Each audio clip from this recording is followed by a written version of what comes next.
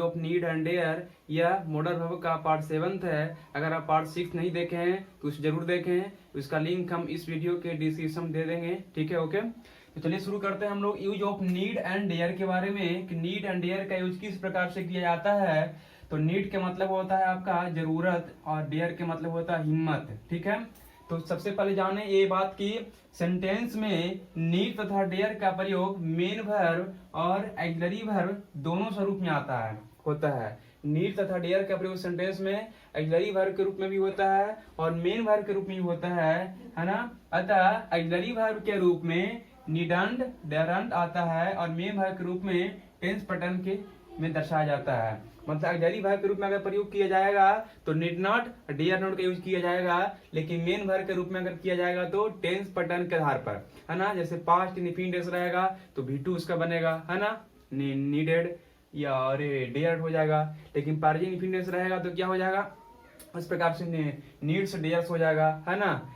तो tense pattern के आधार पर मेन वर्ब के रूप में यूज किया जाता है। तो सबसे पहले देखते हैं हम लोग की यूज ऑफ नीड का किस प्रकार से यूज करेंगे हम लोग सेंटेंस में।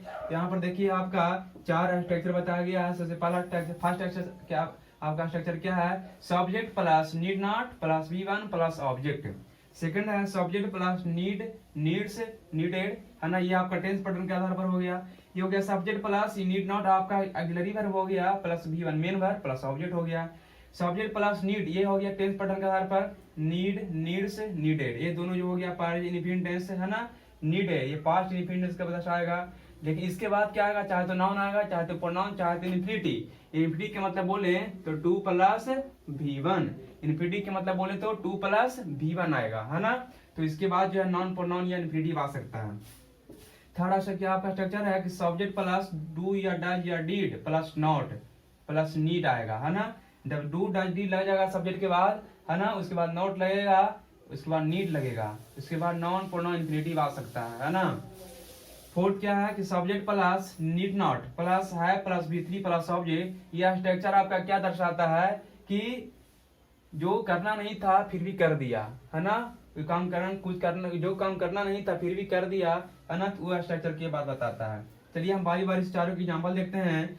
फर्स्ट एग्जाम्पल आपका क्या है, आई need not buy a new car, मुझे कार खरीदने की जरूरत नहीं है, मुझे कार खरीदने की जरूरत नहीं है। इसका हिंदी हुआ मुझे कार खरीदने की जरूरत नहीं है। आई need not buy a new car, यहाँ पर नीड नॉट जो है आपका auxiliary verb, by main verb. Okay, देख आइए एक बात याद रखेंगे कि जब इंट्रोगेटिव सेंटेंस के रूप में अगर प्रयोग करना हो तो नीड नॉट स्टार्टिंग में नहीं, नीड का प्रयोग किया जा सकता है, तो है ना। देखिए need I by a new car, क्या मुझे कार की जरूरत है या क्या मुझे कार की आवश्यकता है।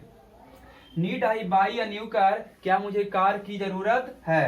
तो सेंटेंस क्या हो गया आपका इंट्रोगेटिव। तो इंट्रोगेटिव सेंटेंस जब रहेगा ना तो इस बात की याद रखेंगे कि स्टार्टिंग में नीड नॉट नहीं नीड आएगा और ये आपका ऑक्सिलरी वर्ब की तरह काम करता है। ओके, इसके बाद जो है आपका सेकंड स्ट्रक्चर की एग्जांपल देते हैं। देखिए आई नीड अ कार, मुझे कार की जरूरत है, मुझे कार की। देखिए यहाँ पर क्या आता है सेकंड में कि subject plus need needed needs या नीडेड। देखिए आई है तो आई के साथ नीड लगेगा, लेकिन यहाँ पे ही हो जाएगा तो नीड्स हो जाएगा, है ना। ये प्रेजेंट इंडेफिनिट का वाक्य मुझे कार की जरूरत है, अगर हम नीडेड कर देंगे अगर तो मुझे कार की जरूरत थी हो जाएगा, है ना, पास्ट में चला जाएगा। तो यहाँ पे नीड है तो मुझे कार की जरूरत है, अगर ईडी लगा देंगे तो आई नीडेड अ कार, मुझे कार की जरूरत थी, इसका हिंदी ये हो जाएगा, है ना।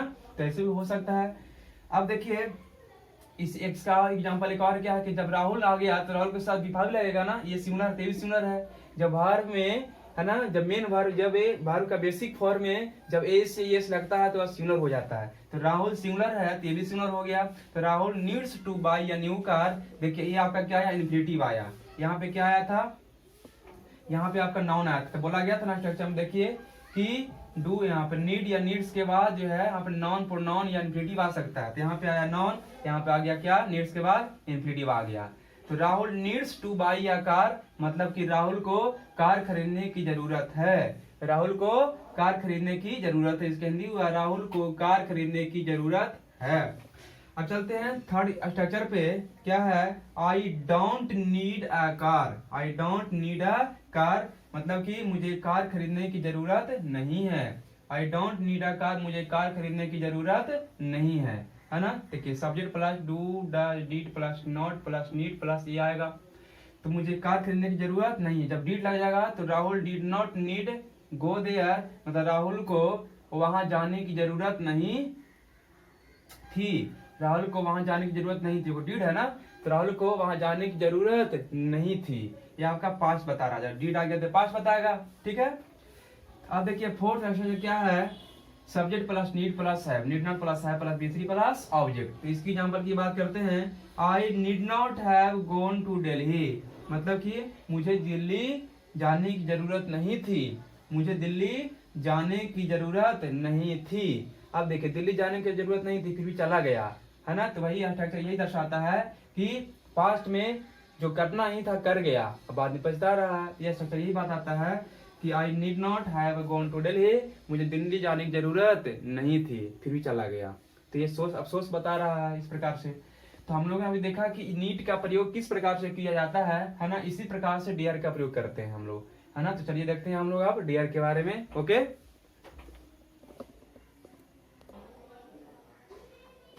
चलिए हम देखते हैं कि यूज ऑफ डेयर का, है ना, किस प्रकार से किया जाता है डेयर का प्रयोग। इसके बाद हम देखते हैं डेयर का प्रयोग, यूज ऑफ डेयर। डेयर के मतलब होता है हिम्मत या साहस, है ना। तो आपका देखिए स्ट्रक्चर है कि सब्जेक्ट के प्लस डेयर नॉट, ये आपका जरी भर का काम करेगा, plus V1 plus object. Second है सब्जेक्ट प्लस डेयर या डेयर्स या डेयर्ड, है ना, ये दोनों जो है आपका पार्शियल इनफिनिट टेंस, ये पास्ट इनफिनिट टेंस पैटर्न के आधार पर दर्शाया जा रहा है। और डेयर का जो प्रयोग है आप जानते हैं V1 है, तो V1 ये पुलर होता है ना, तो आई के साथ लगेगा, दे बी यू के साथ लगेगा, डेयर ही सीट नेम के साथ लगेगा, और डेयर सभी सब्जेक्ट के साथ लगेगा। प्लस इन्फिनिटिव मतलब क्या हुआ आपका, तो 2 प्लस V1, इन्फिनिटी का मतलब क्या हुआ 2 प्लस V1। ओके, थर्ड क्या है subject plus do does did के प्लस नॉट, मतलब इसके डू डज डिड के बाद अगर नॉट आता है तो इसके बाद डेयर आएगा और डेयर के बाद इन्फिनिटिव आएगा, है ना। फोर्थ पॉइंट आपका क्या है स्ट्रक्चर कि subject plus dare not plus है प्लस V3 प्लस ऑब्जेक्ट। यह स्ट्रक्चर क्या दर्शाता है कि पास्ट टाइम में, है ना, बीते हुए समय में, है ना, बीते हुए बात को बताता है। क्या बताता है कि कोई सब्जेक्ट, है ना, कोई काम को करना नहीं चाहता था, लेकिन, है ना, वह जो है डरते डरते काम को संपादित कर दिया। इस प्रकार से यह स्ट्रक्चर ये बताता है। एग्जाम्पल देखते हैं, Rahul dare not buy a new car. पहला स्ट्रक्चर की एग्जांपल है Rahul dare not buy a new car, मतलब कि राहुल को एक नया कार खरीदने की हिम्मत है, राहुल को एक नया कार खरीदने की हिम्मत है, राहुल को एक नया कार खरीदने की साहस है, ठीक है। अब देखिए अगर इंट्रोगेटिव सेंटेंस की अगर बात किया जाए, अगर इंट्रोगेटिव अगर बोला जाएगा कि क्या आपको स्टेज पर नाचने की हिम्मत है, क्या आपको स्टेज पर नाचने की हिम्मत है, तो बनेगा dare you dance on the stage, मतलब कि डेयर नॉट नहीं आएगा, डेयर खाली आएगा इंट्रोगेटिव सेंटेंस के रूप में, है ना। वैसे इसी को इंट्रोगेटिव बनाना है कि Rahul dare not buy a new car को इंट्रोगेटिव बनाना है कि क्या राहुल को नया कार खरीदने की हिम्मत है, तो बनेगा क्या dare Rahul buy a new car, dare पहले आ जाएगा, नॉट नहीं लगेगा, dare Rahul buy a new car. Okay, second structure की एग्जांपल देखते हैं, I dare to speak the truth, मतलब कि मैं सच बोलने का हिम्मत रखता हूँ, मुझे सच बोलने का हिम्मत है, मैं सच बोलने का हिम्मत रखता हूँ। I dare to speak the truth. देखिए सब्जेक्ट आया, सब्जेक्ट के बाद क्या आया आपका डेयर आया, sorry I dare to speak the truth, हाँ सब्जेक्ट के बाद डेयर आया, है ना। उसके बाद क्या है आपका इन्फिनिटिव, तो डेयर के बाद क्या आया आपका इन्फिनिटिव, 2 प्लस V1 है ये द ट्रूथ। तो I dare to speak the truth, मैं सच बोलने का हिम्मत रखता हूँ, ठीक है। अब इसी को देखें, अगर यहाँ पे डेयर के स्थान पर डेयर हो जाता है तो ये पास्ट इनफिनिटिव का भाग हो गया। Rahul dare to dance on the stage, Rahul ने स्टेज पर नाचने का हिम्मत दिखाया, राहुल ने स्टेज पर नाचने का हिम्मत दिखाया, दिखाया पास्ट टाइम का बोध कर रहा है, तो जब डेयर आ गया V2 आ गया तो पास्ट टाइम बताएगा, ठीक है। तो राहुल ने स्टेज पर नाचने का हिम्मत दिखाया, साहस दिखाया, ठीक है।